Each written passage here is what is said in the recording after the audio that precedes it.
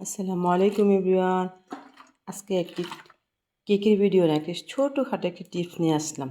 দেখেন, এই যে আমরা এই প্লাস্টিকের বোতলে পানি খাই, অনেক দিন পানি রাখতে রাখতে কিন্তু এরকম কালো আয়রন হয়ে যায়, লাল হয়ে যায়। তো এগুলো পরিষ্কার করার জন্য সহজ একটা পদ্ধতি দেখাচ্ছি, আশা করি আপনাদের ভালো লাগবে এবং টিপসটা কাজে লাগবে। তো দেখেন আমি এটা কীভাবে করি।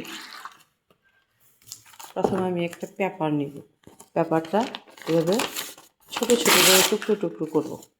আমি পেপারটা ছোটো ছোটো করে ছিঁড়ে ছিঁড়ে নিয়েছি। এগুলো এখন বোতলের ভিতরে ঢুকাবো। তো আগে একটু বোতলের ভিতরে একটু পানি দিয়ে নিব। এই দেখেন, বোতলের ভিতরে ঢুকাচ্ছি।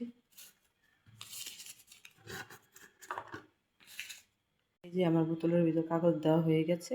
এখন আমি মুখটা লাগিয়ে নিব। তারপর এটা আমি 10 মিনিট এভাবে রেখে দিব। তো 10 মিনিট পর ফিরে আসলাম, যে অলরেডি অনেক ময়লা হয়ে গেছে। দেখেন পানিটা কীরকম কালো হয়েছে। তো এটাকে আমি ভালো করে ঝাঁকাবো।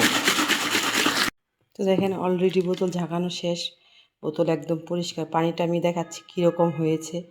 দেখেন কত নোংরা, কত ময়লা। তো আমি আপনাকে বোতলটা পরিষ্কার করে এনে দেখাচ্ছি। তো দেখেন গাইজ, বোতলটা কত সুন্দর, কত পরিষ্কার, যে ভিতরটাও দেখাই দিচ্ছি। এই যে কত সুন্দর হয়েছে। তো এটা কিন্তু কোনো এডিট করা ভিডিও না, এটা কোনো এআই দিয়ে করা না, এটা একটা বাস্তব প্রমাণ। চাইলে আপনারা ট্রাই করতে পারেন, একবার বুঝবেন যে সত্যি কিনা। তো সবাই ভালো থাকবেন, আল্লাহ হাফেজ।